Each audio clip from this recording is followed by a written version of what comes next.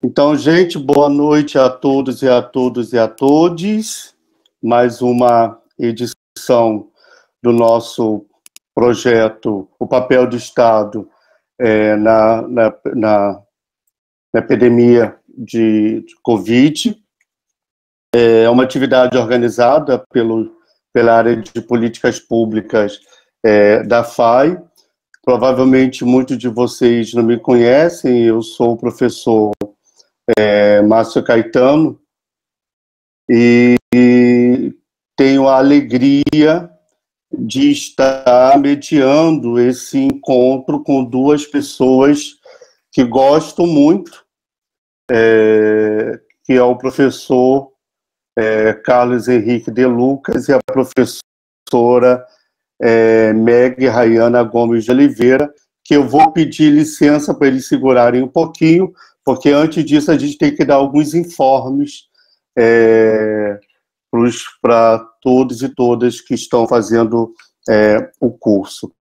O primeiro informe que me foi pedido para ser dado tem relação com o link. Os links de todos os encontros, esses encontros nossos de quarta-feira, são sempre o mesmo.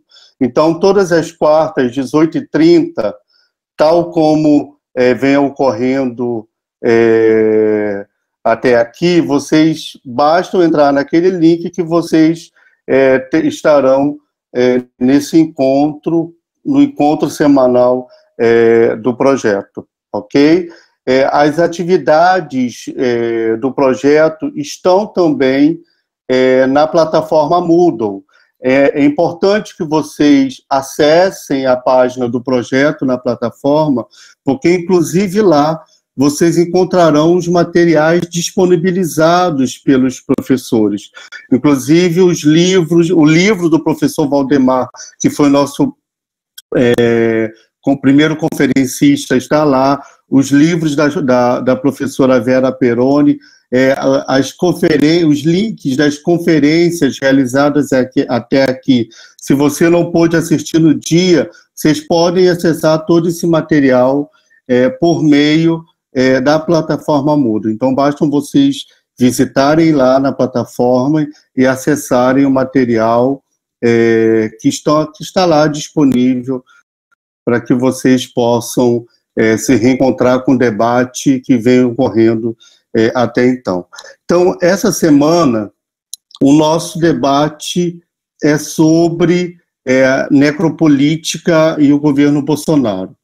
É um tema um tanto quanto delicado de ser debatido, porque, afinal de contas, a fotografia dos resultados de infectados de Covid e infectados e mortos por Covid no Brasil, ele reflete nossa própria desigualdade social, né? Para vocês terem uma ideia, os próprios dados epidemiológicos da cidade de São Paulo apontam que os bairros com maiores índices de pessoas infectadas e mortas são exatamente aqueles com maior número de pessoas pardas e pretas. Não muito diferente de São Paulo, Porto Alegre, a capital do nosso estado, aqui, os bairros com maiores índices de pessoas, ou seja, com maiores índices de óbito em decorrência do Covid, também são os bairros com maior densidade populacional e vulnerabilidade social, a exemplo de Lombra Pinheiro. Né? Saiu essa semana o perfil profissional das pessoas que contraíram Covid em Pelotas, e o perfil profissional trabalhadores da saúde, então, em primeiro, segundo são os profissionais da indústria e terceiro, os profissionais do comércio. Então, a gente vê aí uma rede de vulnerabilidade em torno do Covid, que coloca mais as pessoas empobrecidas em situação de risco. Paralelo a isso, a esse cenário de mortalidade que coloca as pessoas empobrecidas infelizmente, quando a gente pega o Brasil, as pessoas empobrecidas têm cor nesse país, têm cor e têm sexo, a gente vê que são essas as pessoas que vêm morrendo em decorrência do Covid.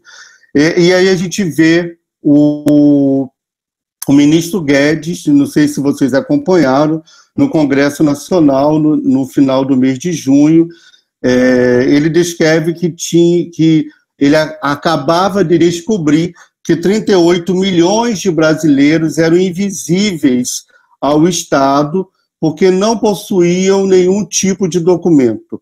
Ou seja, o ministro da Economia acabava de descobrir um dado importantíssimo. Vários outros economistas, inclusive, criticaram o fato de que o ministro da Economia estava acabando de descobrir um fato que o IBGE já havia, de alguma forma, sinalizando em vários censos, né? Essa semana, não sei se vocês também acompanharam, o Congresso, a Câmara dos Deputados, votou pelo fim, aliás, não foi o fim, eles não aprovaram a prorrogação do auxílio emergencial até dezembro, ou seja, por maioria esmagadora, por 309 contra 127, a Câmara dos Deputados votou contra a prorrogação do auxílio emergencial. Então, a gente tem esse quadro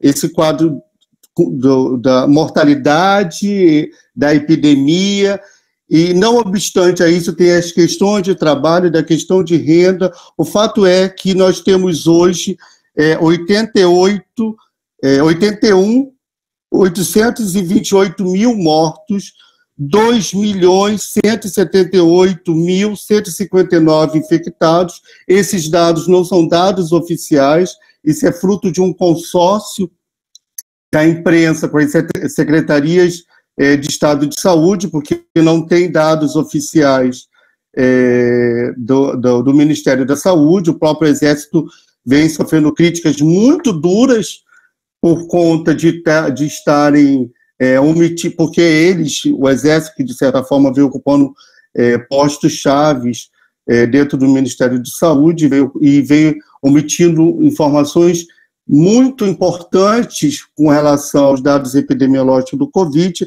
mas, independente disso, os dados oficiais, mesmo que diferentes desses do consórcio, apontam o Brasil como o segundo país no número de infectados e de mortos em decorrência do Covid.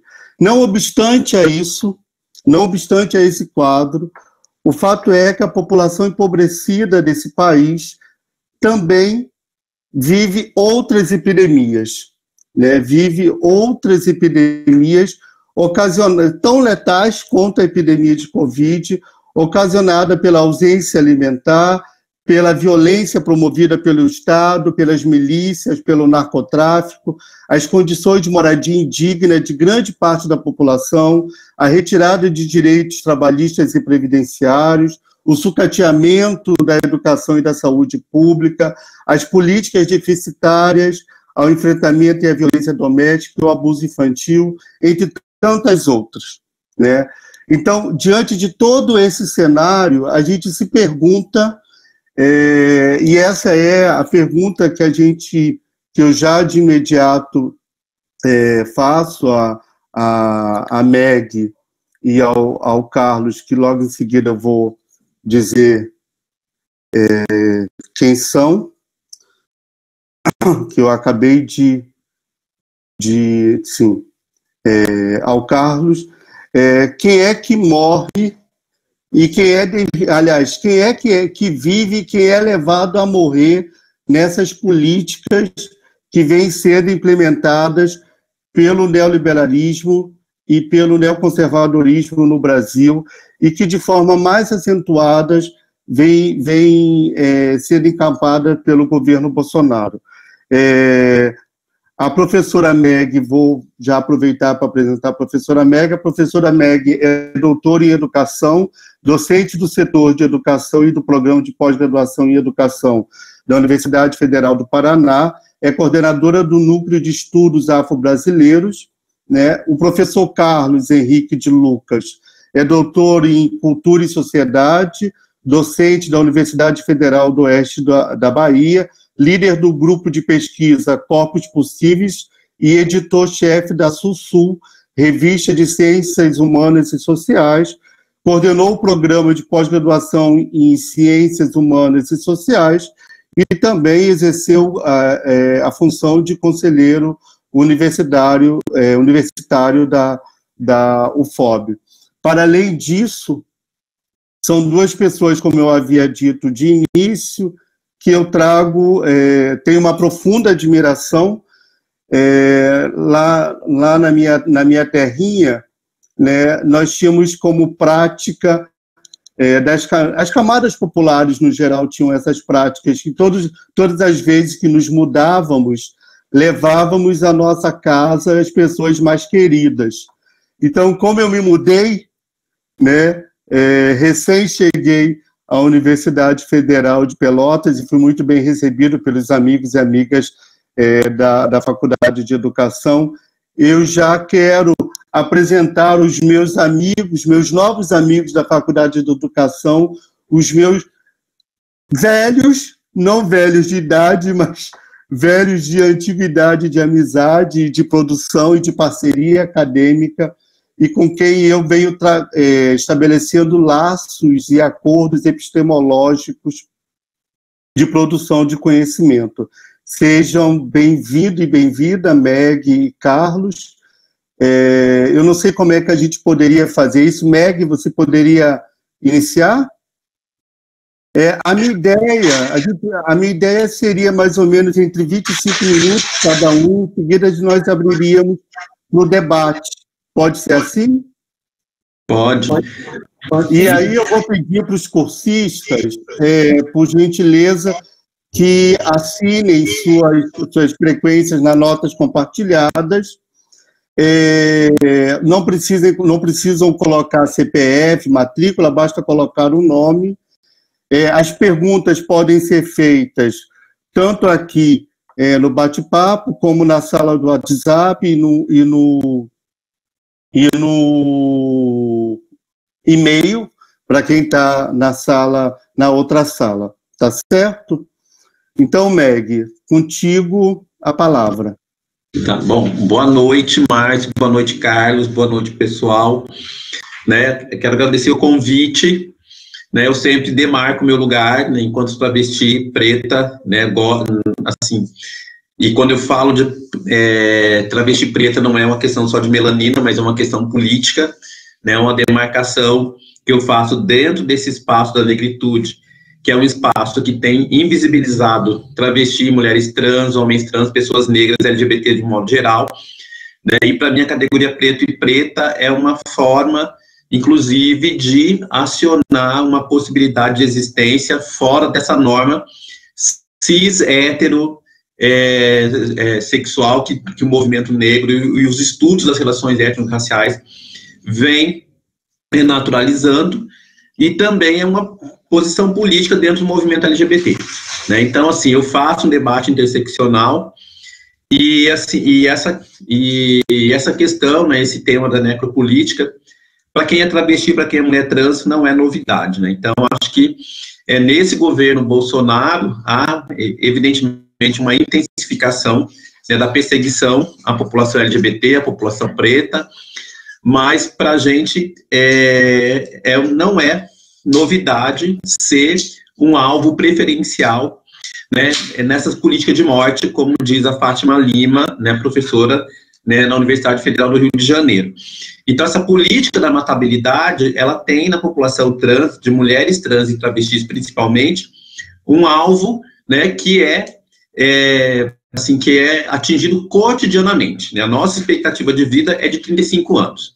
Então, quando a gente reivindica um espaço social, a primeira dificuldade que a gente tem é em se manter viva, né? Então, é prolongar a nossa existência, né? Porque em todos os espaços, os nossos corpos, eles são violados, eles são assassinados e com o consentimento de vários segmentos da sociedade, né? Então, assim, quando a gente insiste em não ser morta, a gente vai sendo assassinada de diversas outras maneiras, né? Então, o direito a uma existência é de acordo com a nossa identidade de gênero, né? Então, nos espaços educacionais, que são os espaços onde a gente atua, isso também é um espaço em que a gente tem que reafirmar a necessidade, né, de se fazer viva de uma forma integral, e não de uma vida pela metade, como muitas vezes o espaço educacional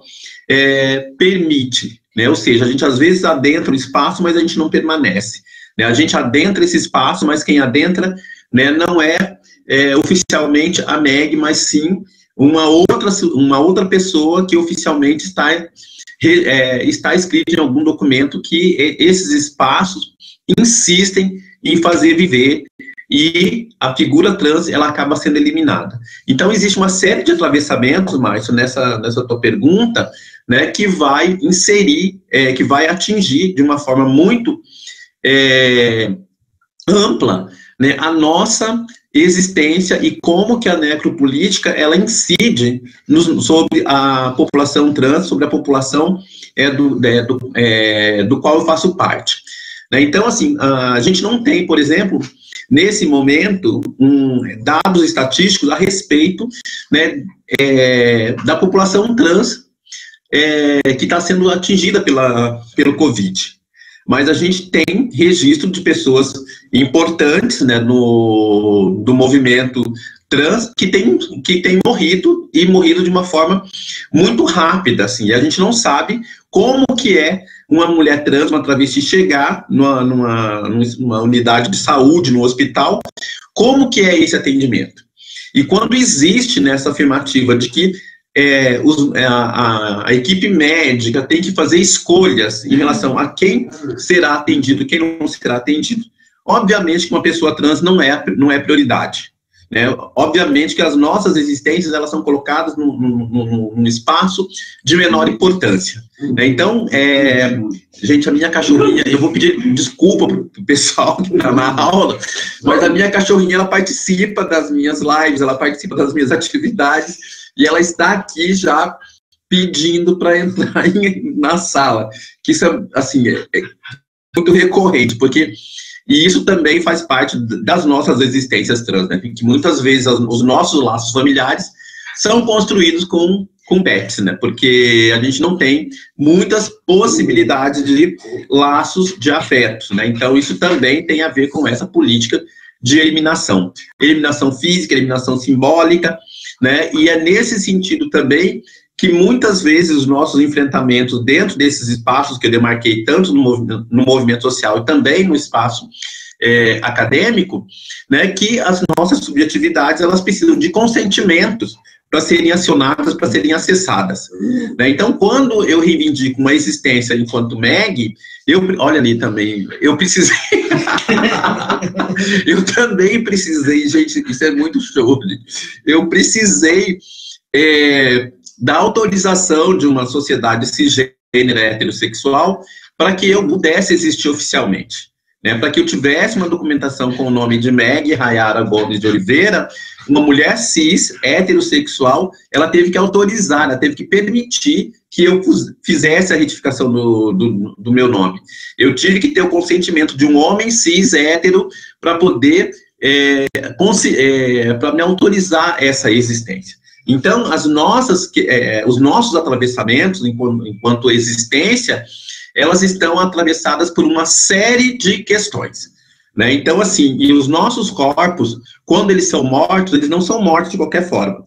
É uma morte ritualizada, que revela o quanto os nossos corpos estão em desacordo com esse estado de exceção que o Ackley discute de uma forma brilhante, né? Quando ele vai buscar o conceito de biopolítica, de biopoder, do Foucault, né, que é um conceito que considera uma população específica, uma população branca, uma população cisgênera, que pouco dialoga com a questão racial, a gente precisa, sim, ampliar esse debate e pensar que as maiores vítimas também de transfobia no Brasil são as travestis e mulheres trans negras, né? E todos os indicativos de morte da população trans são as pessoas negras as que estão no topo dessas violências, né? Então, em 2017, que foi o último ano que a gente teve um levantamento mais detalhado, que foi feito pela ANTRA, né, Associação Nacional de Travestis e Transsexuais, 82% das vítimas de assassinatos por transfobia eram negras. E a minha pergunta é, por que é que o movimento social de negras e negros não se sentem incomodados com esses dados? Por que é que as pessoas negras, cisgêneras, heterossexuais, ignoram essa violência e denunciam outras formas de violência que vai, inclusive, produzir o genocídio da juventude negra? E quando a gente fala em genocídio da juventude negra, nós estamos falando de uma juventude que é atingida também por homofobia, por lesbofobia, né, e por transfobia, né, porque uma mulher trans, ela também pode ser lésbica, né? Então tem vários marcadores aí que não estão chegando em determinados lugares, né? No dia 1º de junho agora de 2020, nos Estados Unidos, né, em Minnesota, numa daquelas manifestações antirracistas, uma menina trans, a Ayana George, com 21 anos, né, uma menina trans, ela decidiu que ela ia participar dessas lutas antirracistas. Ela decidiu que ela tinha que reivindicar um direito de viver junto com a comunidade negra da qual ela faz parte. E o que aconteceu com ela? Ela foi brutalmente espancada por mais de 30 homens cisgênero heterossexuais. Sabe? Então, como que eu posso reivindicar como que eu posso denunciar uma política de morte contra a população negra se eu permito e contribuo para que determinadas pessoas negras sejam eliminadas? Né? Então, tem várias questões aí que a gente precisa ampliar, né, e recortar esse conceito de necropolítica, porque ele não incide da mesma maneira sobre a população negra de uma forma linear. Tem pessoas negras que são mais matáveis que outras. Né? Então, assim, eu sou uma doutora, eu sou uma professora universitária, mas eu tenho uma identidade de gênero que, quando eu coloco o pé na rua, elimina todos esses marcadores que me constituem profissionalmente. Socialmente, eu sou esse corpo que vai ser eliminado com consentimento da sociedade, inclusive a sociedade negra, que é a mais vitimada por essa política de morte do governo Bolsonaro, né? A população indígena, enfim. Então, assim, a minha questão, né, e pensando nas alianças que eu não consigo fazer, pensando nas alianças que o segmento trans não conseguem fazer no movimento LGBT, não conseguem fazer no movimento social de negras e negros. Onde que a gente fica? A gente fica numa fronteira, né? E há uns 15, 20 dias atrás eu participei de uma mesa, né, de debate sobre população negra LGBT, com uma universidade de grande porte de São Paulo, e eu fui chamada a atenção por uma professora, né, lésbica, negra, que não se posicionou como lésbica em nenhum momento, que isso também é um fator que favorece determinadas pessoas, que eu não tenho como esconder que eu sou uma pessoa trans, né, mas algumas pessoas conseguem esconder que elas são lésbicas, que elas são gays, né, então elas têm esse privilégio. E essa professora veio me chamar a atenção que a gente precisava pensar em pontes e não em muros, né, que a gente tem que pensar em alianças. Quem são os meus aliados? Eu falei, meu bem, eu não posso fazer aliança com quem fala mais alto do que eu. Eu não posso fazer aliança com quem quer falar por mim, né, e eu não posso fazer aliança com quem não fala comigo, né, com quem insiste em me objetificar, que permite a minha entrada em determinados espaços, inclusive nos espaços educacionais, enquanto cobaia, enquanto objeto de estudo. Né? E quando eu produzo esse deslocamento e ocupo esse espaço, eu ainda sou vítima de um processo de eliminação dentro de um epistemicídio trans, onde a minha produção teórica não é considerada uma produção teórica compatível com aquele espaço. Né? Então, assim, pensando nesses processos todos, Márcio, a gente vai tendo uma série de fatores que vai nos conduzindo, né, para um funil e que vai nos colocando numa situação de vulnerabilidade e vai fazendo com que o meu grupo de pertença, fazendo essa intersecção de raça e de identidade de gênero, vai me colocando numa situação de vulnerabilidade, muito grande, né? E fazer esse debate interseccional, para mim, ele é fundamental, ele é emblemático, né? Porque quando uma travesti negra é assassinada e é contabilizada como um homem pelas pessoas que denunciam o genocídio da juventude negra, do sexo masculino, isso também é violência, né? Isso também é um dado que não nos permite reivindicar uma existência na sua totalidade. Né? Então, assim, de modo geral,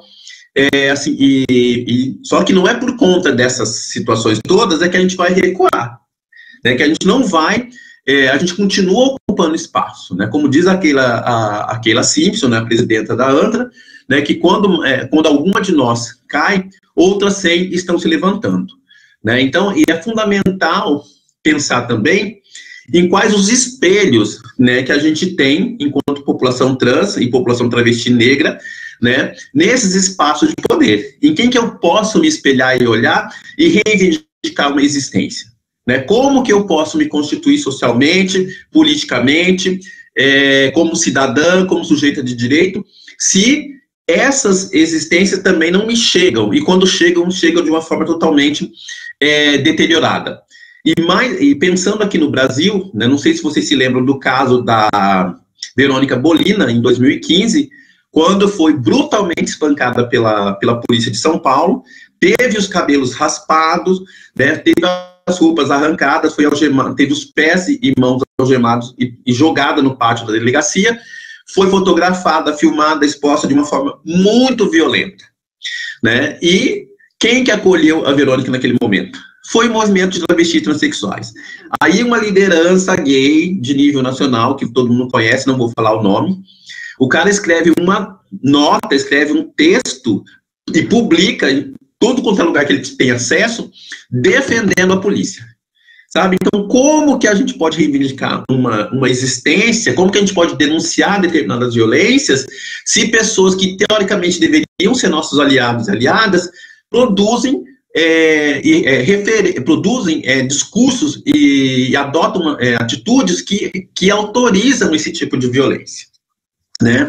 Então, é mais ou menos... e tem um outro detalhe, Márcio, que apareceu recentemente no mês passado, né, que junho foi o mês do orgulho LGBT, né, pensando na Marsha Johnson, que foi apagada, a gente conversou um pouco sobre isso, sobre o movimento social, né, uma professora travesti negra de uma universidade pública brasileira, né, durante uma das nossas conversas, numa live, ela fez um depoimento que foi extremamente tocante, que quando ela disse que esse isolamento social para ela estava sendo um momento extremamente prazeroso, porque ela não precisava sair para a rua para poder trabalhar, que ela estava se sentindo protegida, isso é muito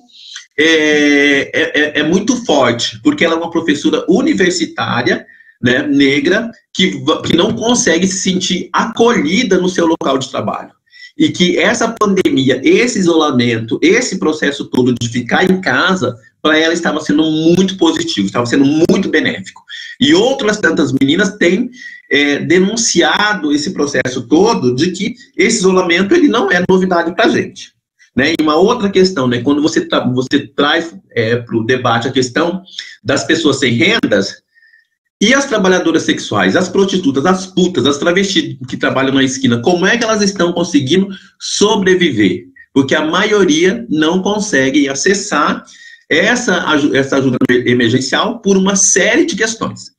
Né? Então, se não é esse movimento que tem dado um suporte para essas meninas, são corpos inexistentes, são corpos invisíveis, né? Porque socialmente a gente não existe.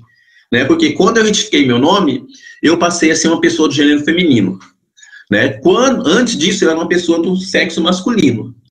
Não existe dados pelo IBGE, por exemplo, pelo censo escolar, sobre pessoas trans. Né? A gente está numa fronteira que não nos permite nem que a gente ocupe esse lugar.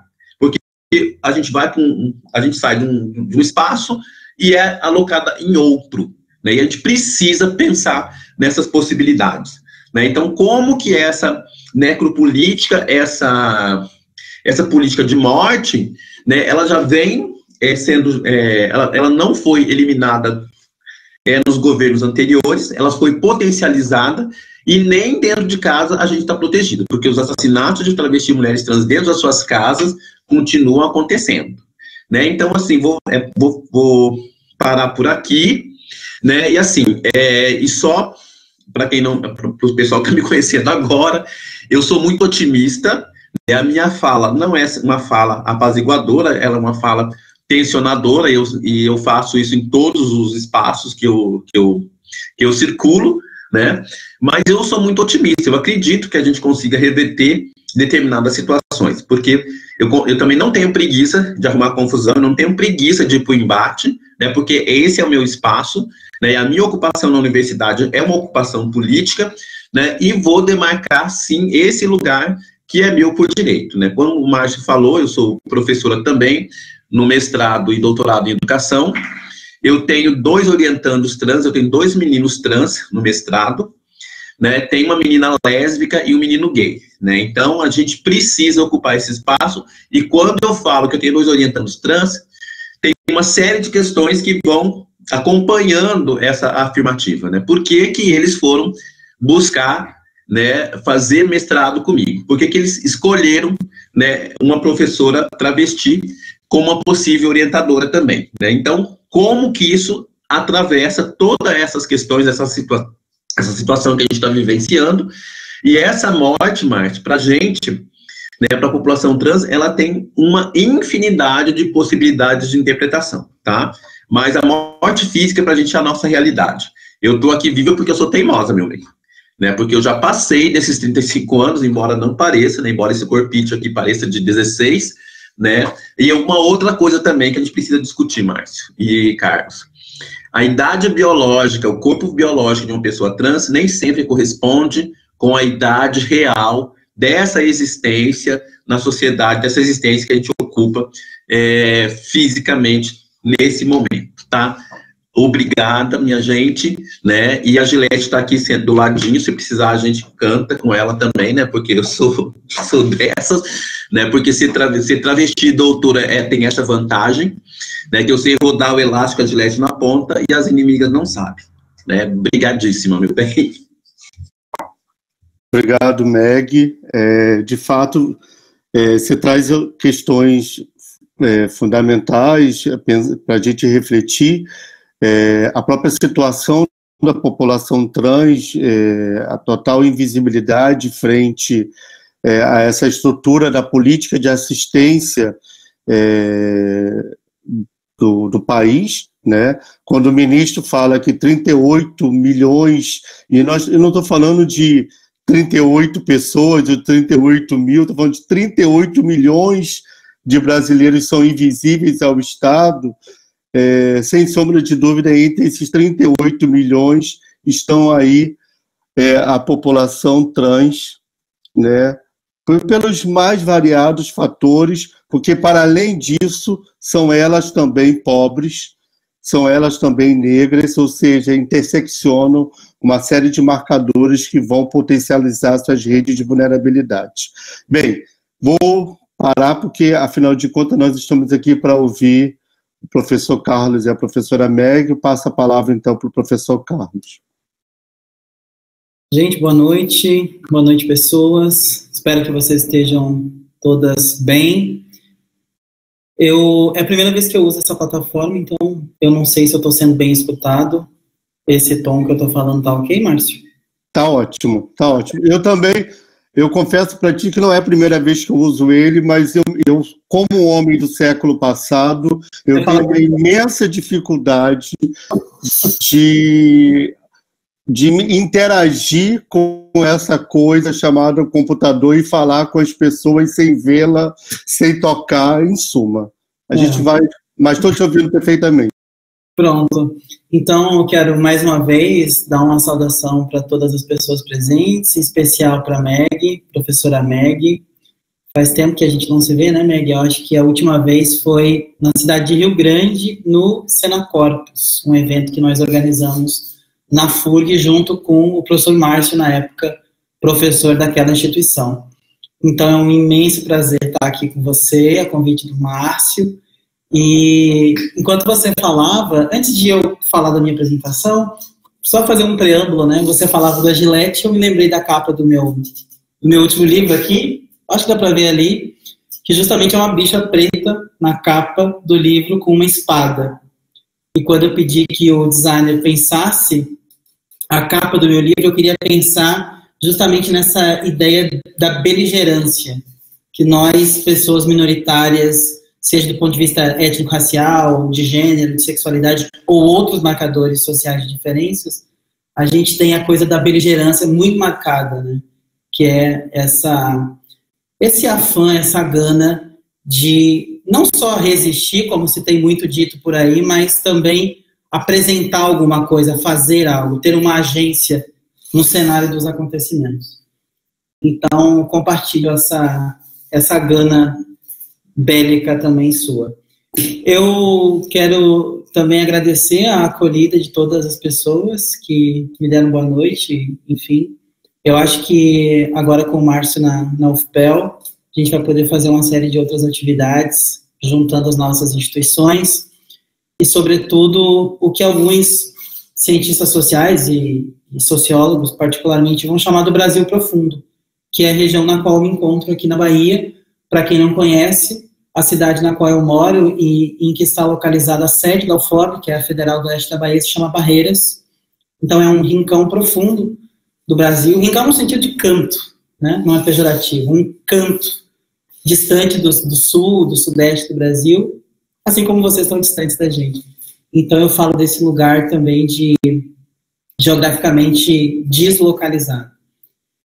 E aqui no FOB eu atuo, como o Márcio falou, no programa de pós-graduação em Ciências Humanas e Sociais, que é um programa interdisciplinar no encontro entre as ciências sociais e os estudos da linguagem e também outros estudos, não apenas, vamos dizer assim, estrito senso das ciências sociais, mas também que vão encontrar guaridas, assim. A gente tem professores que trabalham com educação, que trabalham com literatura, mas sempre com uma pegada interdisciplinar, tentando dialogar com teorias críticas das ciências sociais.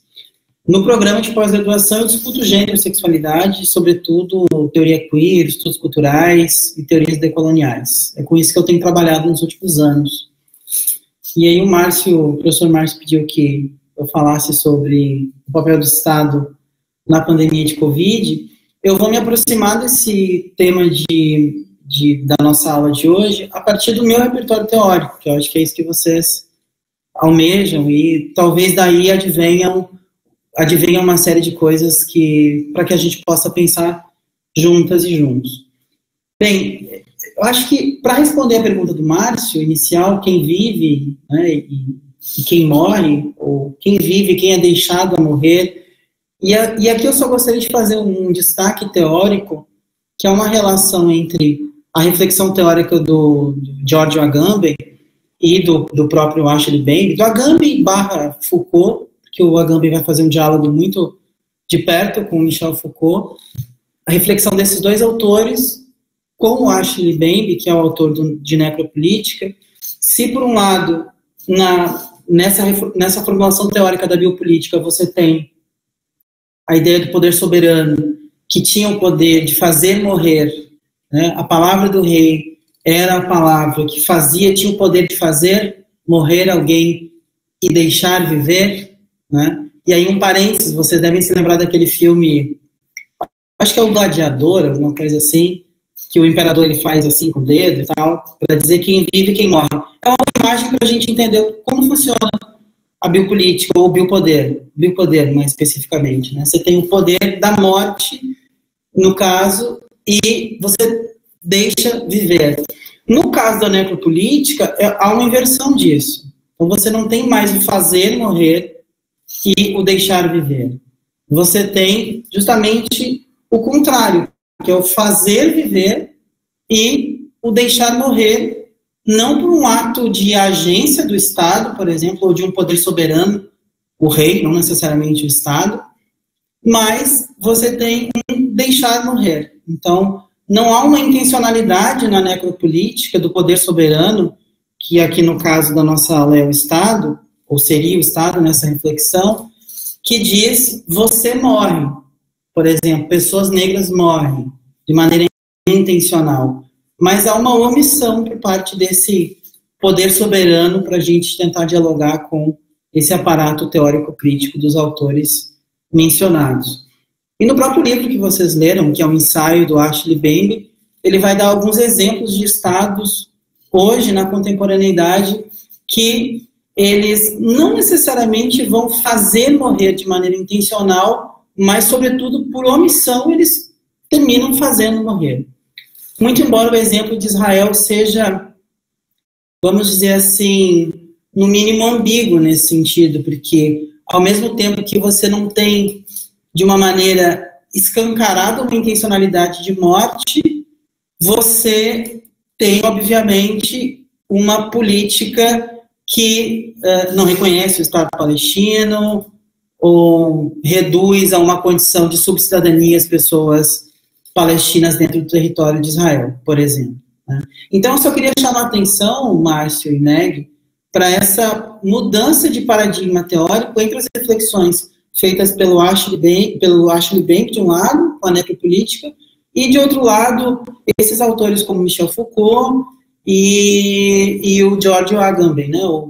o Agamben com a reflexão sobre o biopoder. Né? Então, não necessariamente hoje a gente tem uma intencionalidade desse poder soberano, que é o Estado, para fazer morrer, mas muito mais por uma omissão, por não apresentar políticas para acudir pessoas que se encontram em situação de extrema vulnerabilidade. Eu acho que isso é uma questão teórica importante para a gente pontuar, e talvez a gente possa, se vocês quiserem, dialogar sobre isso depois. Então, respondendo a pergunta de Márcio, quem vive e quem é deixado a morrer, sobretudo, é o outro, né? Eu vou falar de um ponto teórico aqui. A Meg já falou pessoas travestis, pessoas negras, mas eu queria fazer uma reflexão teórica com vocês, que os regimes de exceção, eles sempre elegem um outro. Né? O próprio Agamben vai falar sobre isso também em vários livros dele, Estado de Exceção, por exemplo, ele vai falar sobre isso, e o próprio Homo Sacer, a vida nua e o poder soberano. Então, esses regimes totalitários, eles agem sempre elegendo um outro. Claro que é um outro que constitui o mesmo, que me constitui, obviamente, né? Isso é uma discussão que a gente pode fazer depois também. O mesmo, ele não existe sem o outro. O outro enquanto alteridade, aqui com O maiúsculo, né? Pensando esse exterior constitutivo.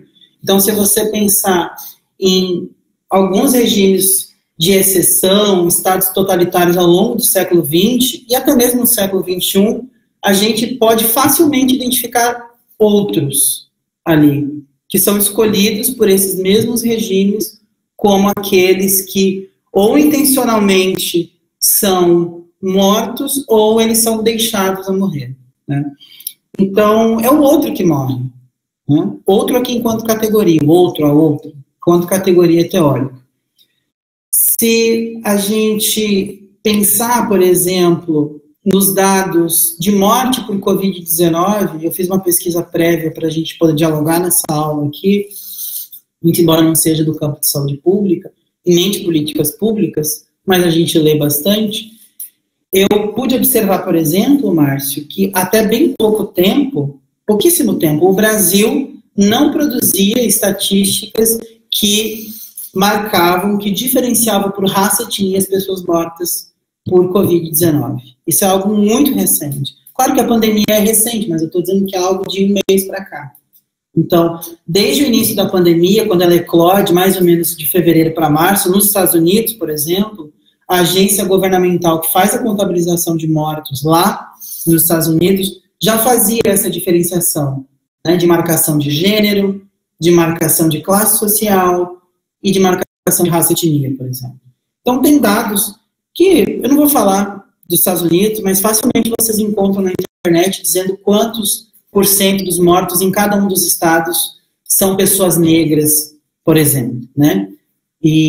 Mas no Brasil, especificamente, eu trouxe um dado aqui que é bastante emblemático disso, que Márcio traz como uma pergunta inicial para incitar o debate, que 1 de cada 3 pretos e pretas morrem de Covid-19. Se comparados com pessoas brancas, uma pessoa branca a cada 4,4 pessoas brancas. Então, você tem uma pessoa preta de cada 3 pessoas morre em decorrência da Covid-19. E entre as pessoas brancas, uma de a cada 4,4. Então, você tem uma incidência, uma prevalência maior sobre pessoas negras. Isso já é um dado já produzido pelo malfadado, famigerado governo brasileiro. Né? A gente tem isso, perdeu o orgulho de falar do país, do governo, enfim. Mas são dados que são oficiais. Então, claro, como Meg destaca, a gente não tem, claro, não deveria ser óbvio isso, mas a gente não tem dados sobre a prevalência de Covid-19 sobre as pessoas LGBTQI+, sobretudo as pessoas pobres, pretas, travestis e transexuais, por exemplo. Esse dado a gente não tem. A gente tem um trabalho de movimento social, como a ANTRA, né, que Meg falou. A gente tem uma contabilização de dados, de informações, de notícias, mas dados oficiais a gente não tem. Mas é fato que as pessoas pobres, elas morrem mais, né? E isso já é um dado no Brasil. No Brasil, 75% das pessoas pobres são pretas, ou pardas, no caso, segundo a designação do IBGE. Esse é dado do IBGE. Então, isso já nos diz muito quem é deixado para morrer. E, assim, do ponto de vista das políticas públicas, isso faz muito sentido, assim, porque se a gente pensar, a gente vai entender que as pessoas pretas e pardas são as que mais procuram o Sistema Único de Saúde, né? Portanto, quando o Estado ele se omite, ele não investe o suficiente, isso vai ter uma incidência sobre o número de mortes. Isso é inegável. Então, assim, só para a gente pensar do ponto de vista das políticas públicas mesmo. Mas eu não sei quanto tempo passou, isso só foi o preâmbulo que eu queria responder a pergunta de Márcio e falar um pouquinho sobre essa diferença teórica para pensar o conceito de necropolítica e sobre... De ter mais uns 15 minutos, eu acho, dá tranquilo. Dá, sobre essa mudança de paradigma, que a gente pode falar mais sobre ela depois. Eu gostaria rapidamente de trazer algumas coisas para vocês, que são 2 pontos sobre os quais eu gostaria de falar agora, que é a relação entre heteronormatividade e necropolítica. Eu acho que eu posso contribuir um pouco nesse ponto com vocês, e o que eu venho chamando, em uma pesquisa de PIBIC com um orientando meu agora recentemente, a pesquisa dele, eu estou, como docente, me parece que precisa fazer ajudando que a pesquisa se encaminhe, mas a gente tem chamado de projeto cultural. E eu vou falar um pouco sobre, então, o que são esses projetos culturais da extrema-direita e mostrar que relação que eles têm com a necropolítica e com a heteronormatividade. Eu acho que uma coisa que a gente precisa pensar, assim como pessoas pensadoras da academia, pessoas que estão dentro da universidade, que, no caso, por exemplo, esses 2 conceitos, a necropolítica e a heteronormatividade, não são exclusividade, eu acho que Meg falou um pouco disso, não são exclusividade da extrema-direita. Então, isso é uma ilusão também que eu vejo por aí. Meg falou de alguns episódios, algumas cenas tenebrosas. Eu vejo muitas cenas horripilantes também de ativistas e militantes de movimentos de esquerda, ou enfim, supostamente, alegadamente de esquerda, que acham que apenas a extrema-direita ela se move por meio de exceção, por meio de necropolítica ou de heteronormatividade. Então, esse é um ponto que eu gostaria de destacar, né?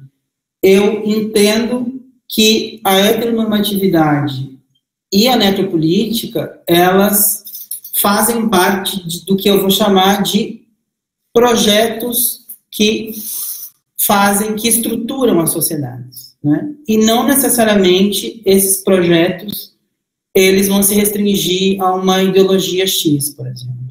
A extrema-direita, ou, por exemplo, a regimes autoritários, né?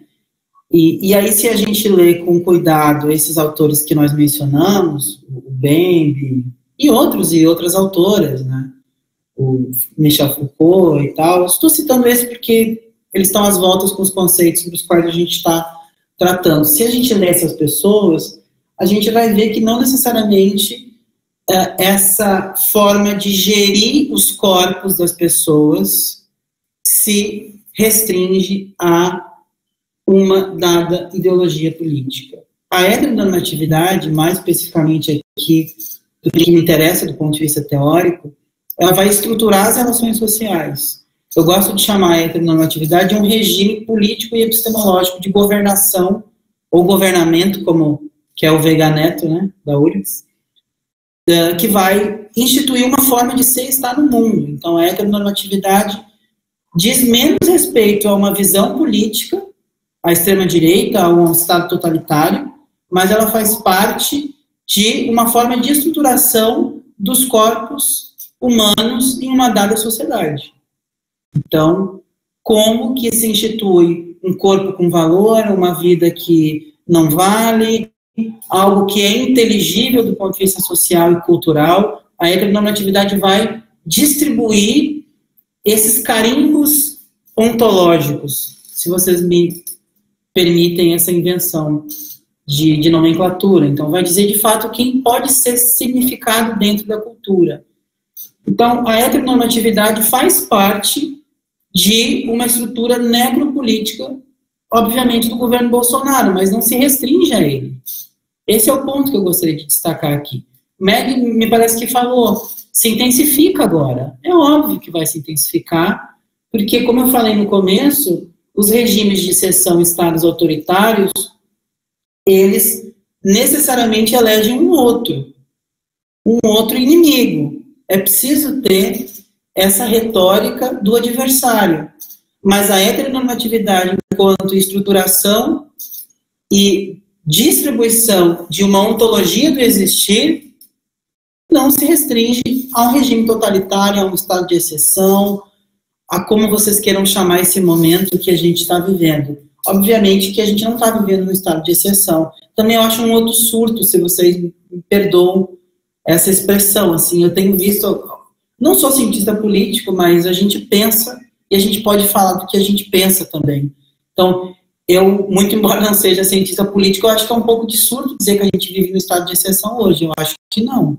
Aliás, né, me parece que não, né? Mas é um Estado que, sim, com certeza vai flertar com políticas de extermínio, seja em alguma medida, como no caso das pessoas indígenas, agindo de uma maneira intencional em alguns casos. Por exemplo, a gente lembra daquela malfadada reunião ministerial de Bolsonaro, quando o ministro o Salles, né, o ministro do Meio Ambiente, usou a imagem da boiada, implicitamente, mas não tão implicitamente, havia nenhuma intencionalidade, né? Que é de, obviamente, deixar as pessoas indígenas expostas, né? Então, assim, obviamente que a gente tem um recrudescimento, né, dessa política de morte, mas eu não acho que a gente vive num estado de exceção, por exemplo, né? Mas, então, eu acho que a gente pode pensar, então, a heteronormatividade como esse regime que vai, ou esse sistema, né, esse regime político e epistemológico.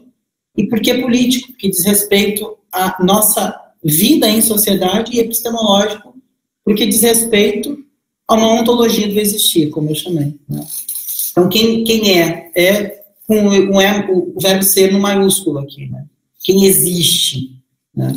E isso tem implicações para vocês que são das políticas públicas, porque só tem valor para a política pública. Isso é uma elaboração teórica minha aqui, não sei se faz sentido, a gente pode dialogar.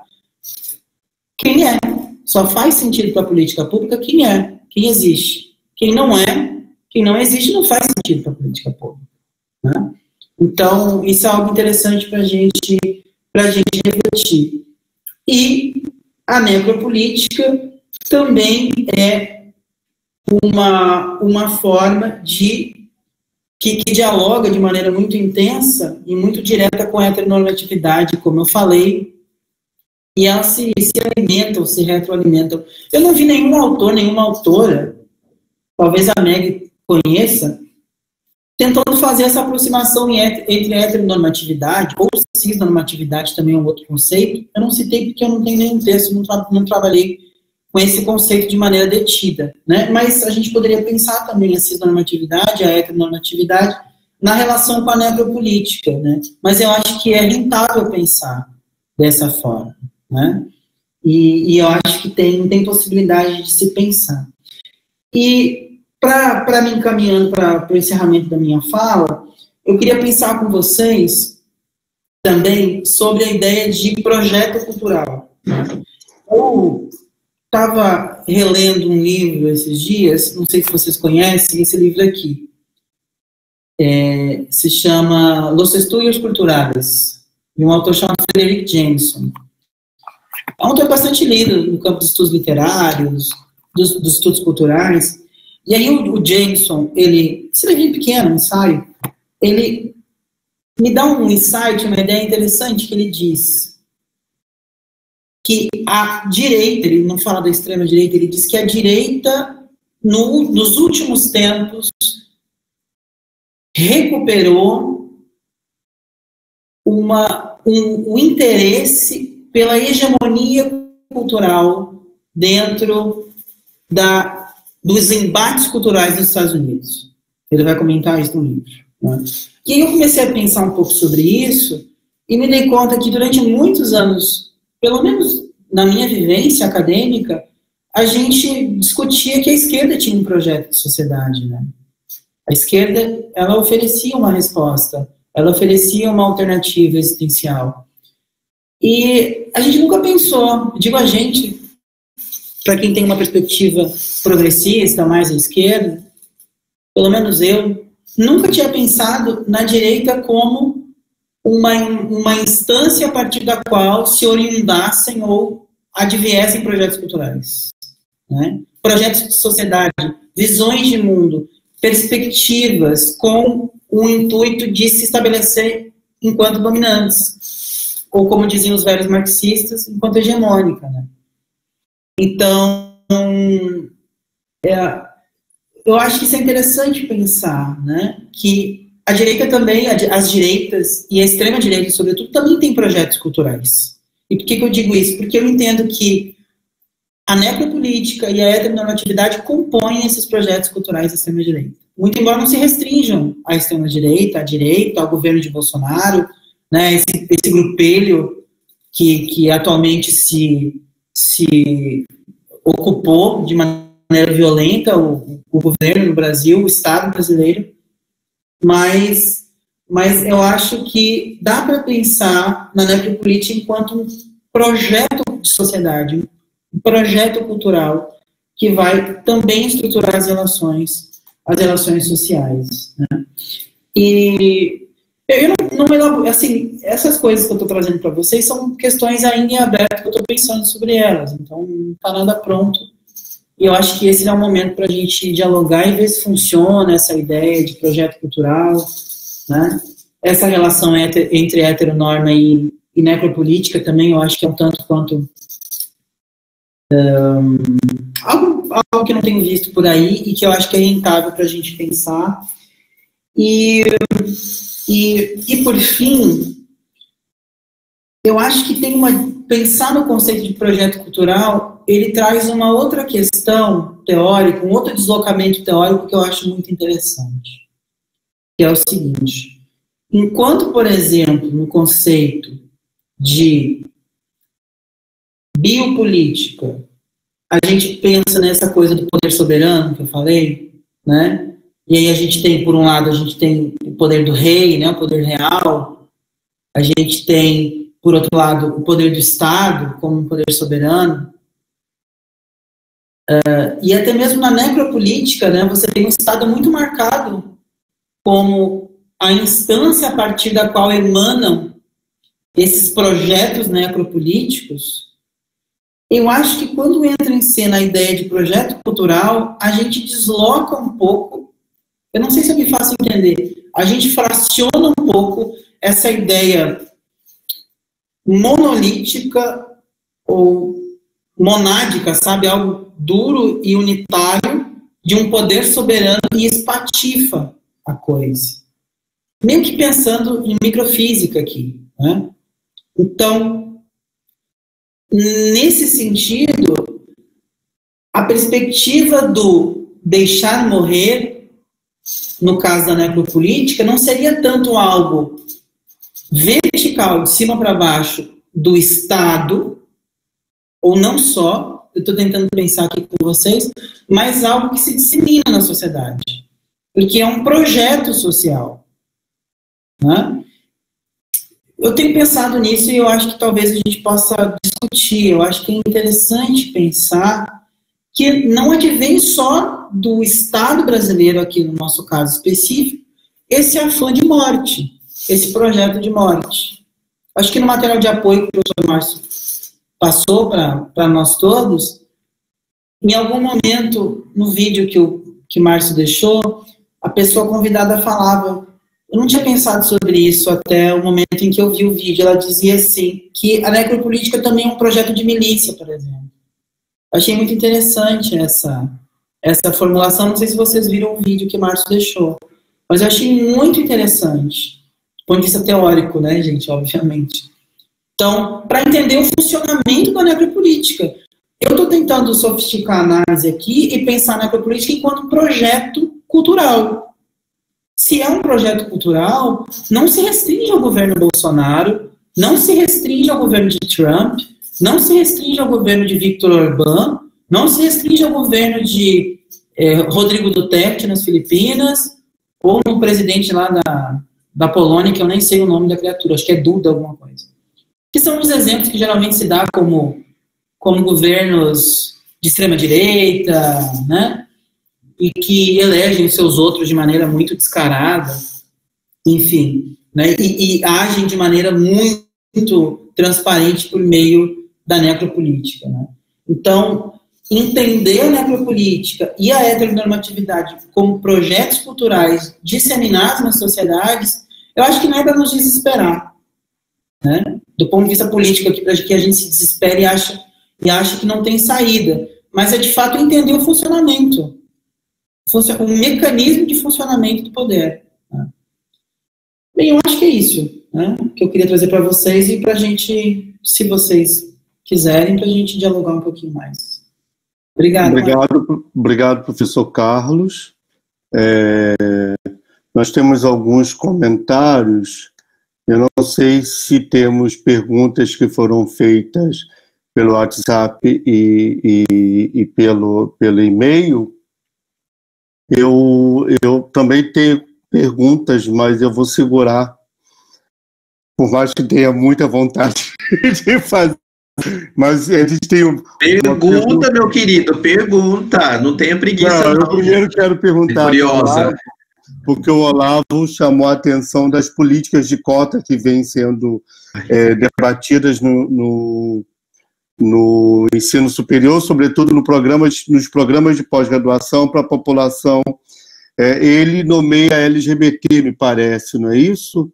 Isso, ele nomeia a população LGBT e ele chama, ele dá o caso da URGS, né? E aí ele pergunta se vocês avaliam que o nome do cotista, né, deveria ser divulgado. Aliás, você acha que deveria ser divulgado como cotista LGBT? A pessoa, quando fosse sair seu resultado, deveria ser divulgado como cotista? Sim, Márcio, assim, eu vou falar da experiência aqui da UFPR, vou responder primeiro, porque eu falei primeiro, tá? Então, assim, atrevida, né? Então, assim, o Olavo, eu estava conversando com ele, e como que a gente está operando aqui no setor de educação da UFPR. Né? Então, assim, essa política ela não existe na universidade, ela existe no setor de educação, no programa de pós-graduação em educação. Então, a gente tem cotas para pessoas negras, para pessoas com deficiência, para pessoas quilombolas, indígenas e pessoas trans. A gente não tem cotas para lésbica, para gays, né, porque a gente tem uma quantidade de professores gays, inclusive, na universidade, que são pessoas que não são vítimas de homofobia, por exemplo, porque não são afeminadas e não se assumem quando querem. Né? Então, para a gente implementar uma política para pessoas a partir de uma orientação sexual, é muito difícil. Então, a gente priorizou as pessoas trans, que são as pessoas mais vulneráveis. Né? Então, assim, eu fui a primeira pessoa trans a defender um doutorado na Universidade Federal do Paraná, isso em 2017, quando a universidade completou 115 anos. Né? Então, assim, e aí veio um combo, né, que além de trans, de travesti, é preta, é pobre, é do interior do Paraná, tem toda uma série de macumbeira, tem uma série de marcadores aí que me colocam numa condição de vulnerabilidade. Quando eu adentrei a universidade, não tinha políticas afirmativas para pessoas trans. E o meu debate também foi interseccional, que eu fui trabalhar com bicha preta dentro da universidade. Então, a minha presença, desde o momento que eu cheguei no doutorado, ela vai produzindo deslocamentos, ela vai produzindo tensionamentos, né? Porque, inclusive, no discurso adotado por professoras e professores no programa, né? Porque eles eram muito normativos, assim, sabe? Eles não estavam nem um pouco preocupados, inclusive, com a base teórica que eles estavam colocando para a gente. Não faziam revisionismo conceituais, né? Tanto é que eu saí quase no braço com a professora numa disciplina obrigatória, que uma menina na sala, orientada dela, usou o conceito de escravo durante a aula. E eu corrigi, eu falei, não é escravo, é escravizado, é escravizada. Nós não estamos falando de essência, nós não estamos falando de uma pessoa que nasceu escrava, vai viver escrava, vai morrer escrava. Isso não existe, a pessoa foi colocada numa condição de... E se eu não coloco, se eu falo de escravo, eu não coloco a figura de quem escraviza. Eu elimino, né, a figura do opressor, da opressora nesse processo todo. A professora surtou, né, ela começou a gritar na sala de aula que esse conceito de escravizado não existia, que o conceito de escravo é da área da história, sabe, surtou, sabe, fez um escândalo na sala de aula. Aí a gente sai, dá 2 voltas no quarteirão, toma uma cerveja de R$5 na esquina e volta para poder continuar a conversa. Né? E numa outra situação, que eu estava trabalhando, a minha pesquisa em educação, e eu afirmava categoricamente que a escola é um espaço racista e homofóbico, né? Que eu trabalhei com a categoria de homofobia porque eu estava trabalhando com bicha preta, né? E quando eu apresentei o meu projeto de pesquisa para essa mesma professora, né? Quando ela foi avaliar a minha discussão, ela olhou para mim e falou, tá, se a escola é racista e homofóbica, como é que você explica a sua presença aqui no doutorado? Aí eu falei, Madame Satã, segura, espera que essa eu respondo sozinha, não precisa cair, porque senão vai dar ruim. E eu perguntei para ela, falei, professor, olha só, gente, eu não sou fuxiqueira, eu trago informações de bastidores. Essa professora está há 50 anos lecionando na Universidade Federal do Paraná. A universidade tem 107 anos, ela está quase, enfim. Não é porque ela é uma professora idosa, não é essa a questão, é uma pessoa que não se atualiza conceitualmente. E eu perguntei para ela, falei, professora, nesse tempo que a senhora está lecionando na graduação e na pós-graduação, para quantas pessoas como eu a senhora deu aula? Ela ficou quieta, eu falei, a senhora não deu aula para ninguém, porque eu sou a primeira doutoranda da Universidade Federal do Paraná. Eu sou a primeira travesti doutoranda do Brasil. Né? Ou seja, existe um processo de exclusão muito violento e que essas pessoas não querem discutir. Né? Então, quando a gente pensa nessas políticas afirmativas, Olavo, né, tem pessoas que elas não se posicionam abertamente, explicitamente, mas elas são contra. E a gente percebe que elas são contrárias quando determinados conceitos emergem nesse tipo de debate. Tem uma professora ela não é do meu departamento, mas ela é do setor de educação, que ela só me cumprimentou, passou a me cumprimentar quando eu defendi o doutorado. Eu fui promovida ao status de pessoa, né, que antes disso eu não era ninguém nesse lugar. Né? Então, assim, tem várias questões. Então, é fundamental que a gente demarque essas políticas afirmativas de uma forma positiva, né, porque nós temos um problema agora muito grave aqui na Universidade Federal do Paraná, que é uma chapa formada por um candidato a reitor bolsonarista e a vice dele é olavista, não você, Olavo, aí que está nos assistindo, mas aquele né, aquele outro que, enfim. Então, a gente está diante de um problema muito grave e já na primeira entrevista que ele deu enquanto candidato, ele já fez severas críticas à política de cotas, mas é sempre a cota racial. Ele não fala da cota para pessoas com deficiência, de cotas para indígenas, é sempre a população negra. Ou seja, as pessoas não querem pessoas pretas dentro do espaço universitário, acadêmico. E aí, Carlos, eu vou colocar, assim, eu acho assim, que além dessa questão da cis-heteronormatividade que você coloca em debate, a questão racial, que é uma cis-heteronormatividade branca, né, porque as pessoas pretas que estão morrendo, elas são heterossexuais, na sua grande maioria cisgêneras, né, e eu acho que o poder soberano, ele nunca foi abolido, né, o sistema, gente, meu Deus do céu, mudou-se, assim, nós não temos mais um regime de governo, gente, faltou a palavra agora, uma monarquia, mas a soberania branca, ela continua operando, né? Quando a gente pensa, né, naquele policial, inclusive policial que acha que é branco, mas que não é, que ele chega atirando na casa das pessoas, o que autoriza ele a fazer isso? Que poder foi hétero atribuído a ele para ele chegar matando as pessoas? E esse mesmo policial, quando ele vai no Alphaville, como é que ele se comporta? Né? Quais as hierarquias que estão colocadas ali? Sabe? Então, a gente, assim, esse poder, ele muda de nome, ele é produzido um deslocamento, mas ele continua em operação, né? Porque essas pessoas, elas têm a favor dela, né, esse direito de matar. E aí, eu pensando, por exemplo, no assassinato da Dandara, né, no Ceará, quando a gente puxa os fios, né, entre a vítima e os assassinos, tem mais pontos de convergência o grupo que matou a Dandara do que pontos que os afastam. O único fator, né, que eles tinham a favor deles era a cis-heteronormatividade. Né? Foi por isso que eles se sentiram no direito de matar a Dandara. Eram pessoas pobres, pessoas sem formação profissional, uma formação profissional bem consolidada, não tinha, sabe? Então, são pessoas vulneráveis. São pessoas que o Estado também abandonou, que o Estado não está preocupado com esses meninos, porque são meninos negros da periferia de Fortaleza. Mas como que essa sociedade que mata esses meninos convence esses mesmos meninos que eles podem matar a travesti? Que hierarquias vão sendo construídas? E aí entra em ação essa questão da cis-normatividade, cis-heteronormatividade que você aciona. Né?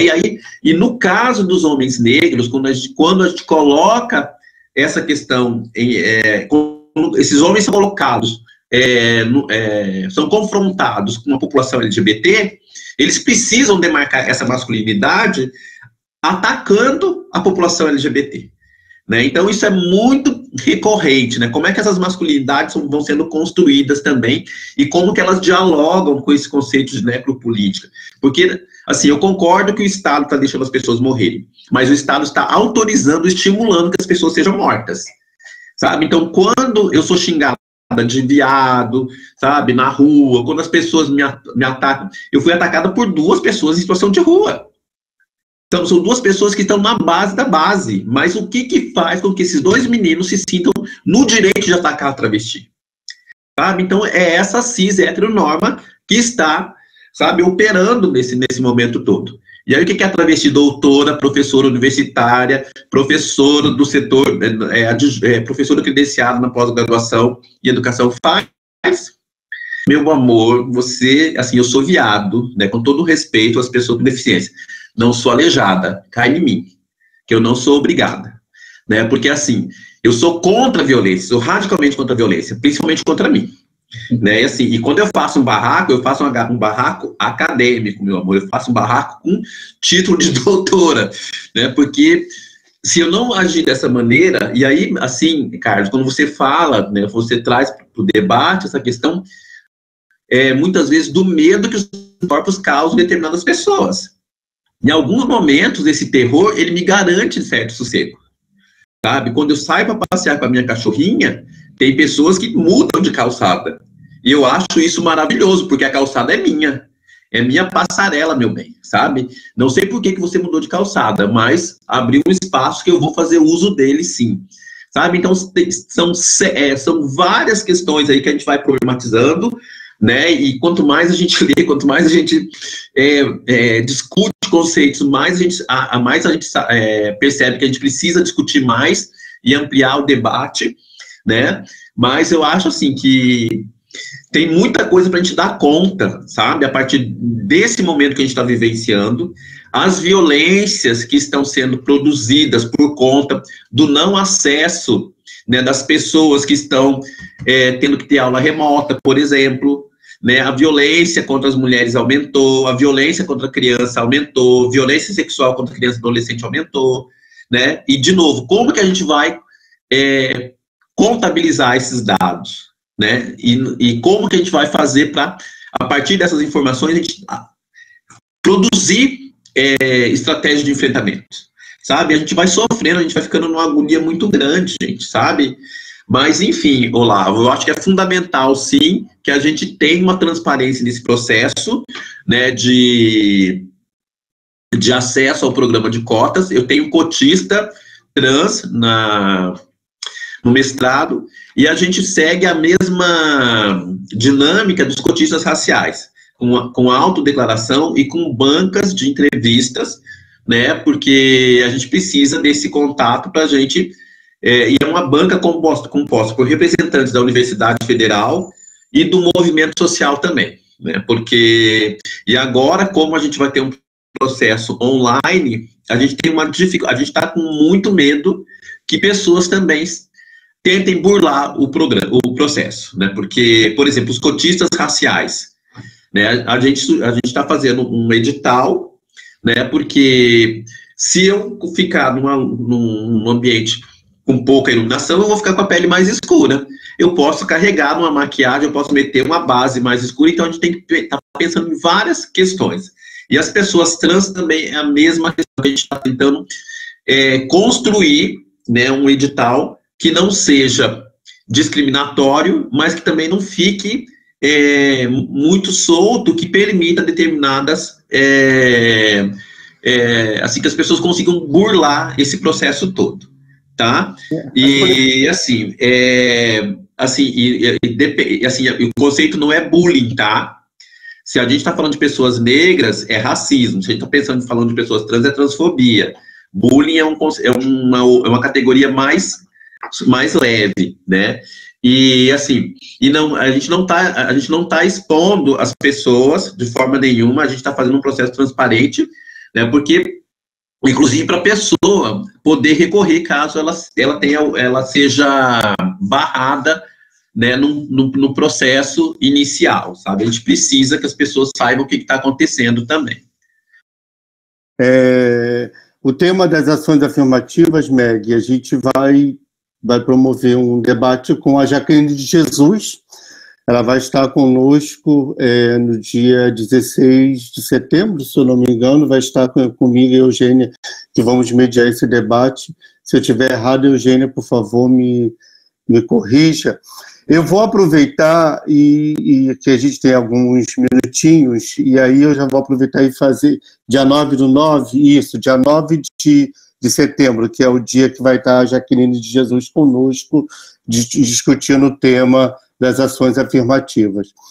Eu vou aproveitar e já emendar para fazer uma pergunta para o Carlos, aproveitando que não temos comentários ali, perguntas, que tem a ver um pouco com esse uso cultural da direita, né? Ou seja, esse mecanismo, vou pegar o mecanismo visual que a extrema-direita tem utilizado para massificar o seu discurso, né? A gente observou isso nitidamente no debate do PNE, do Plano Nacional de Educação, Isso se reverberou nos planos estaduais de educação, nos planos municipais de educação. Todos eles tiveram uma forte presença visual, uma presença visual muito semelhante àquelas utilizadas pelos setores progressistas na década de 60 e 70, inclusive, 60, 70 e 80. O recurso visual era muito próximo, né? E a gente vê que no processo do golpe contra a presidenta Dilma, o recurso utilizado pelos setores da direita, os recursos visuais, os recursos de tecnologias culturais, tinham apelos muito fortes que buscavam, de alguma forma, ganhar simpatias da juventude, né? Queria que você pudesse um pouco comentar sobre como é que você vem observando isso. Eu sei que, inclusive, você tem acompanhado esse discurso cultural da extrema-direita nas redes sociais, né? Como é que isso veio operando? Eu queria que você comentasse um pouco sobre isso. Sim, eu vou ser bem rápido para tentar dinamizar, mas eu acho que a gente não tem mais tempo mesmo, né? Então, eu só queria falar um pouco rapidamente. Eu acho que os concistas vão nos autorizar a passar pelo menos uns 10 minutinhos. Eles não vão nos brigar conosco, não. Eu queria falar muito rapidamente sobre a pergunta das cotas. Quando o Marcos me apresentou, ele falou que eu fui do conselho universitário, né? E eu, para quem não sabe, eu fiz a minha graduação na URGS, fui do movimento social, de bichas, de IDA, e fiz o meu mestrado na FURG e o doutorado na UF, mas eu estudei aí perto de vocês no UFPEL. E também fui conselheiro universitário como aluno, quando estudante de mestrado, né? E fui conselheiro universitário aqui na UFOB, como representante dos programas de pós-graduação da UFOB. Por que eu digo isso, né? A pergunta que vocês trazem das cotas, essas instâncias de decisão, elas são extremamente bélicas, para voltar à imagem da guerra. São lugares de disputa e lugares muitíssimo violentos, às vezes. Então, é um lugar que, por exemplo, quando eu ocupei a posição de conselheiro como professor, não bastava o carteiraço acadêmico falando, por exemplo, da importância das cotas para pessoas negras, para pessoas, na pós-graduação, no caso, né? Para pessoas deficientes, ou a necessidade de se discutir cotas para pessoas trans, por exemplo, na pós-graduação. Era necessário que eu observei isso é uma mera empiria minha, né, de vivência, não é nenhum dado teórico que eu tenha elaborado sobre isso, mas eu observei que quando o movimento social estava com a gente, foi o Olavo que perguntou sobre isso, né? Quando o movimento social estava com a gente, né, bancando a discussão, a gente conseguia colocá-la com mais força, né? Então, isso que eu observei muito lá. Apesar de, às vezes, eu também fazer, viu, Meg, eu dar as minhas diletadas lá no conselho para poder bancar alguns debates, porque senão a gente não consegue colocá-los, né? Então, é preciso que o movimento social esteja junto. Do ponto de vista jurídico, eu, particularmente, sempre defendi a ampla publicidade, por dois motivos. Essa aqui é a minha perspectiva, né? Mas eu tenho motivos, tem um motivo jurídico e tem um motivo mais sociológico, digamos, cultural. O primeiro é que é um princípio da Constituição a publicidade. Isso é um princípio da República Federativa do Brasil, né? Ampla publicidade de todos os atos da administração. Então, você não pode ter, Olavo, nenhum ato que seja subreptício, né? Salvo se ele for como o Bolsonaro, está sendo gravado, né? Desculpa. O presidente Bolsonaro gosta de colocar alguns atos da presidência sob sigilo, às vezes de maneira injustificada. Mas, nesse caso aqui, a gente precisa ter ampla publicidade dos atos da administração. Então, isso é um motivo jurídico, né? Então, sim, tem que aparecer o nome das pessoas, na minha opinião, e a categoria de ingresso na instituição. É assim que acontece no SISU, por exemplo. A gente sabe. Claro que aparece um código ali, mas se você for no edital, você sabe que tipo de cota é. L1, L2, L3, L4, etc. E o outro motivo mais sociológico e cultural é por conta das fraudes mesmo. A gente está vendo agora, essa semana, a gente viu o caso da USP, o caso da UNB, o caso de outras instituições que tiveram alunos, acho que é o Unesp também, que tiveram alunos expulsos, alunos e alunas expulsos porque fraudaram o sistema de cotas. Em Pelotas mesmo, né? Na medicina, né? Alguns anos atrás também, né? Expulsaram bastante. Eu só não sei se no caso de Pelotas o aluno foi expulso, mas no caso dessas universidades, sim. E, inclusive, um aluno, ele teve um diploma cassado. Ele já tinha terminado o curso de Direito e ele teve o diploma cancelado. Então, assim, foi paradigmática a decisão. Então, eu acho que sim, tem que publicizar. E aquele decreto que caiu no início do ano, lembra? Decreto não, uma portaria do Ministério da Educação de 2016, que ele não instituía as cotas na pós-graduação. Ele apenas dizia que era necessário haver estudos e que se fomentasse a instituição de cotas para pessoas deficientes e pessoas negras. É o que diz lá nessa portaria do MEC. E que foi revogado, depois desrevogado, né? Então, assim, é um projeto cultural da extrema-direita, sim. Claro que a gente não falou sobre a branquitude aqui, mas a branquitude também é um sistema de regulação da vida, porque institui um corpo que tem valor. Eu não tive tempo para falar sobre isso, mas eu defendo que ao lado da heteronormatividade, a necropolítica, a branquitude ou a branquidade também é um regime de governação da vida, que vai distribuir esses carimbos de ontologias existenciais, quem é e quem não é, isso é evidente. Então, esse decreto, ele falava de pessoas negras e deficientes, né? E houve uma reticência em relação a ele enorme. Eu, como coordenador de pós-graduação, eu fundei um programa aqui de Ciências Humanas Sociais e fui coordenador por quase 2 anos, 1 ano e 10 meses. E sofri muita resistência porque pautei as cotas, viu, Meg? Para além de pessoas negras, para pessoas trans. E foi um embate tenebroso, violento, e eu tive que abandoná-lo, porque o máximo que eu consegui no colegiado foi que a gente iria no futuro, que eu não sei quando voltar ao tema. Mas não consegui, de maneira alguma, conseguir com que ele prosperasse, né? E falando sobre o que o Márcio disse, rapidamente, sabe uma coisa que eu pensei, Márcio? Assim, do ponto de vista teórico, de elaboração epistemológica, eu penso, nesse estudo empírico que eu estou fazendo como bolsista, tentando identificar as formações discursivas da extrema-direita, né? Quais são os projetos que animam a extrema-direita no Brasil, né? E eu falei muito rapidamente de um aqui, por exemplo, a definição de um outro para odiar, né? A aniquilação da diferença é um projeto cultural, né? E aí, em alguns lugares, vai ser o preto, o viado, a travesti, o cigano. Na Europa, a gente tem isso, o árabe, etc. O Carlos, desculpa, um exemplo disso foi o próprio discurso do ex-ministro da Educação. Qual deles? O último, com o nome impronunciável.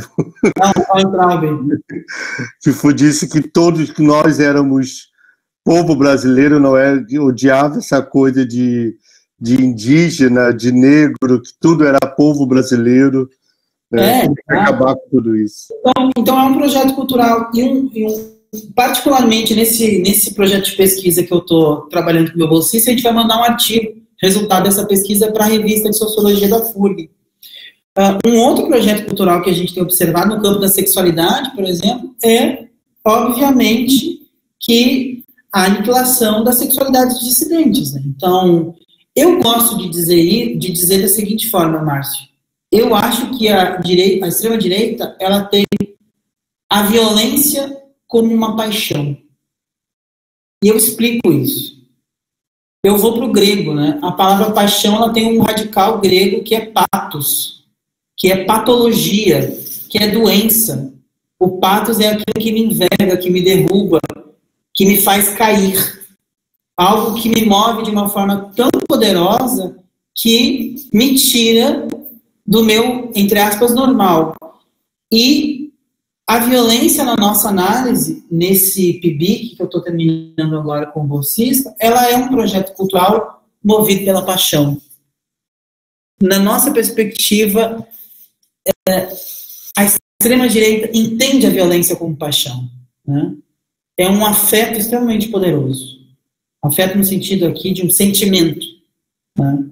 E eu entendo, sim, que a violência é um projeto cultural.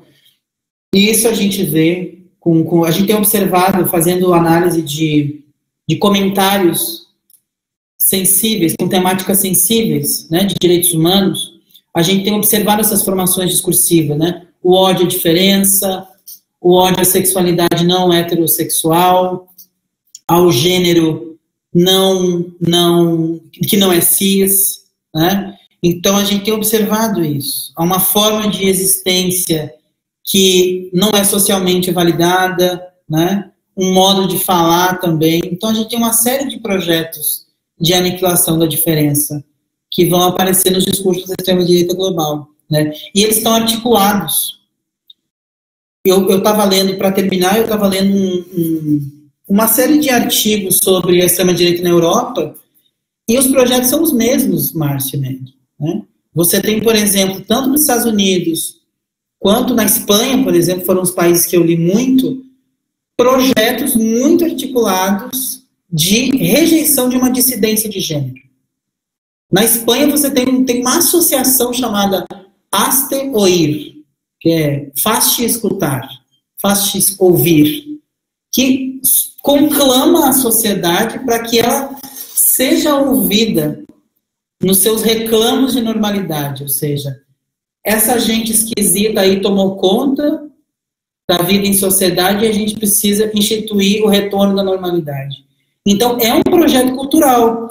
E na Espanha, por exemplo, essa associação, eles têm ônibus com outdoors que circulam as principais cidades espanholas, Madrid, Barcelona, dentre outras que eu não lembro agora, não só com pancartas, como se diz em português, cartazes, né, outdoors, mas também com carro de som e panfletos, né? É um projeto, sim, e é um projeto sincronizado no mundo inteiro, esse do gênero, né?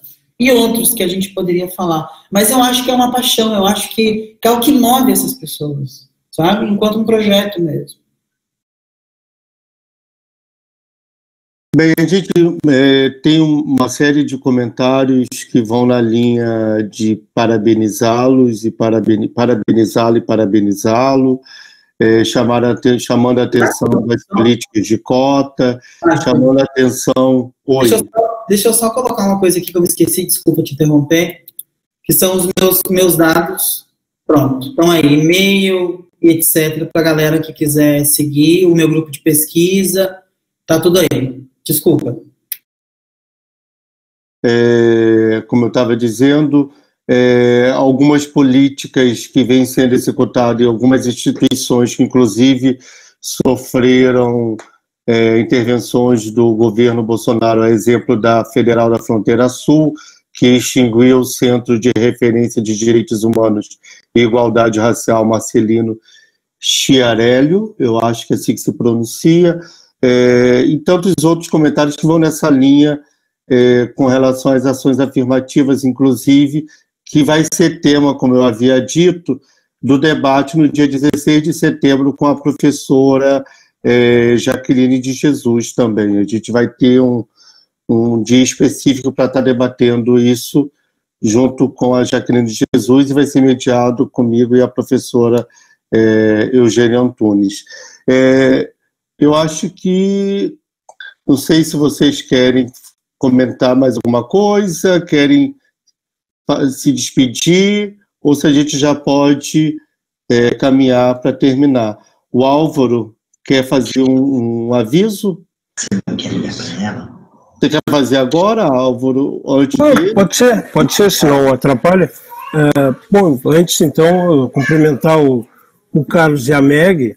Foi um debate muito estimulante, tá? Muito denso e importante aqui para nós.